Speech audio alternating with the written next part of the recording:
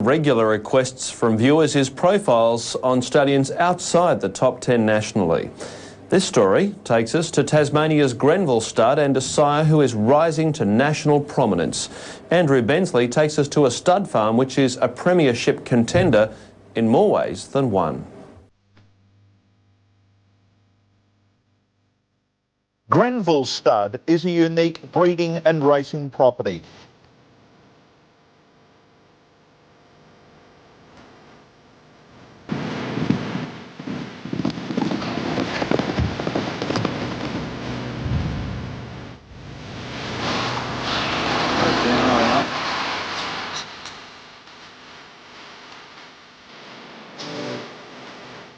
Owner Graham McCulloch has lived here all his life, trains a strong team of gallopers, owns 30 mares and plays host to Tasmania's leading sire, West Quest. My father bought this place when I was 5 weeks old. There's 265 acres here and we've got all our own tracks and that on the place now, so it's we've got our own barriers and about 4 different tracks, so yeah, everything's set up here now. It's great.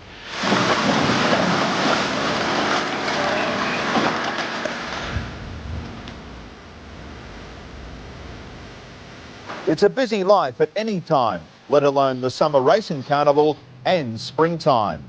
Most of them are my own because I don't sell much outside horses on the place apart from the stud season when they're here, the mares are here to get in foal. But we've probably got, I have about 30 mares of my own, so you have 30 yearlings and 30 weanlings and then the race horses.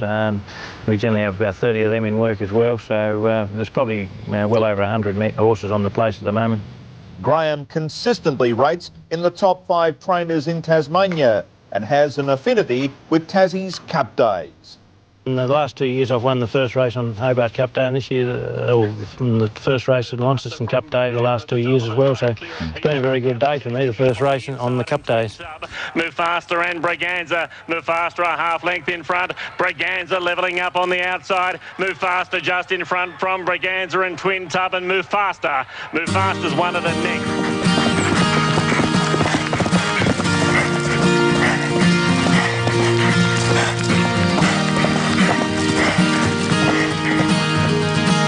The star of Grenville is West Quest. The grandson of Mr Prospector fitted the profile that Graham sought. Well, at the time I was after a stallion, and Colin Bellchambers said would I be interested in syndicating a horse, and I said yeah, I'm after one, so I would be interested. And but I said the line of horse I want a Mr Prospector line horse was the type I was after, and I particularly wanted a son of Gone West because I felt that the Gone West horses was the best grass line horse of Mr Prospector. His best horses have all raced on grass, whereas a lot of the Mr Prospector horses are dirt horses. So then we had to sort of look around for a Gone West horse, and it took a while before one came up that was in our price range, because anything that was stakes winner by Gone West was quite expensive. So this horse came available, had him checked out in America and had some videos set over of him, and he looked a very nice horse, so we went ahead and bought him and syndicated him. In a short racing career, West Quest showed great racing ability, winning 3 of his 6 starts. He was only lightly raced. He only had 7 starts. He won 3 and was placed as well. He didn't win a stakes race, but the trainer that trained him in America said to me that was Alan Jerkins, who's a Hall of Fame trainer, so I respected his judgment, and he said he had no doubts in the world that he'd have won stakes races in America, because his second last race, he ran the second fastest time in history at Aqueduct, and he said this horse would have definitely won stakes races, so he was probably lucky that he broke down for our sake, yeah. West Quest is dominating his offspring, passing on his athletic physique. I mean, he hasn't let down into a real heavy horse, and I don't think he ever will. I think he's a very athletic horse, and that's what his progeny are like too. They're very athletic, and the first day you gallop them, they know what to do, and he's the same. He's very athletic, and he won't let down into a big heavy course horse, which is good. And in his progeny, they're very good types. He's bay dominant. He's never thrown a chestnut, and he's just he throws lovely types just like himself.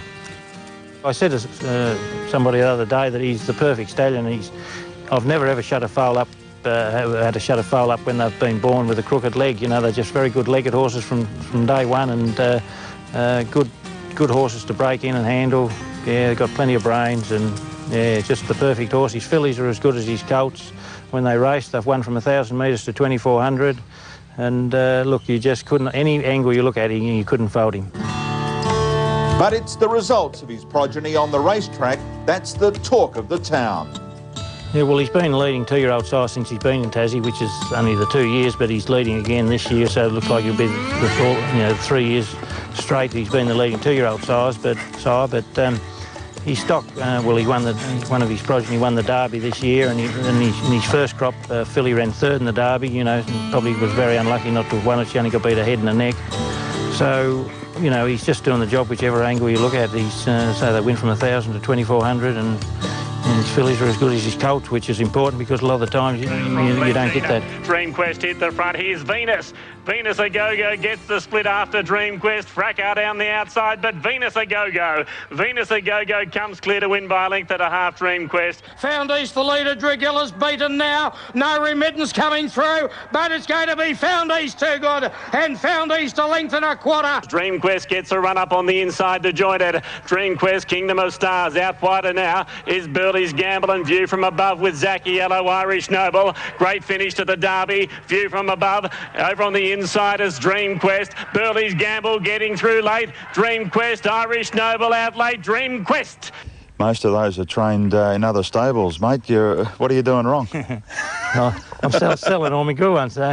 When you're a commercial stud, you know, you've got to sell your horses, and I get just as much, or just, well, financially I don't probably, but just as much pleasure seeing them win as if I own them myself. So, yeah, no, it's just great to see owners that support your stallions in either sending mares to them or buying yearlings off you, you know, win races with them. The last 2 seasons, Dream Quest has served books of more than 100 mares. Grenville is keen to reduce numbers, but is aiming to lure mares from the mainland.